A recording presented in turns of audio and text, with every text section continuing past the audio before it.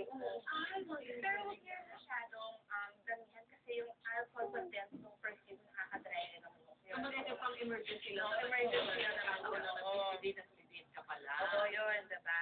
Tapos yung, alam niyo rin ba, na yung vinegar, nakaka-shine siya ng buhok. Ate, yung vinegar nilagay mo.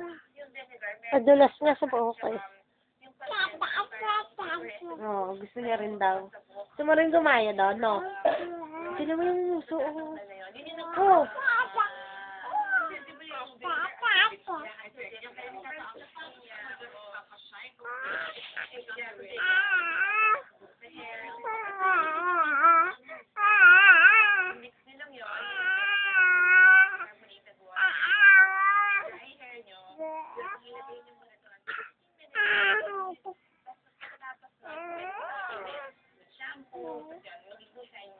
Hindi may yung ating naman.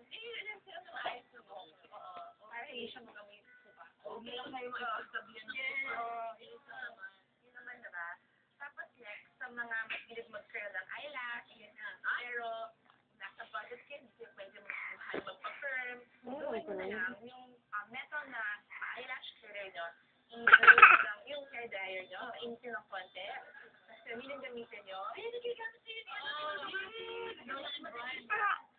Kulot. At saka, yung mas matagal sa lapit kapag huwag yung masyadong mainit na huwag ako mapasok. Testing nyo. Ay, correct. Sa mga mahilig na maglagay ng eyeliner, diba? Yung problema, minsan kapag naglagay kayo, parang natutulog yung eyeliner. So, pwede mo na for 15 minutes yung eyeliner na parang medyo tumigas siya. Yung eyeliner, so medyo tinitigas ng konti para kapag nilagay niyo sa mata niyo, hindi siya naduduro. And you draw, you can draw your line. Siguro yung pag naglalagay kayo sa ibabaw ng ano. Ayaw? Ayaw? Sa freezer, Ayaw? Ayaw? masayang kapag nadudurog, diba? Magic agad. Ano pa next step natin? Next step ito, usually ginagawa ito ng mga younger generation, yung paglagay ng toothpaste.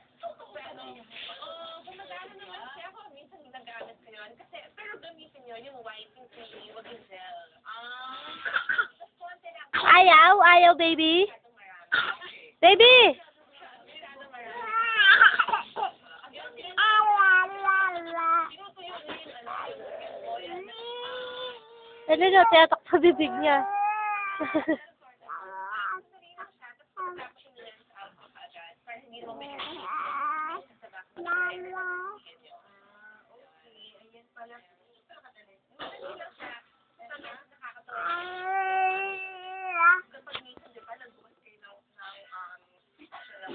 Close open. Close open.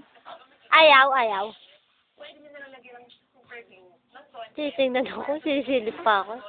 Hiran nyo na lang siya ng opaque colored na nail polish para hindi mahalata. Ayun,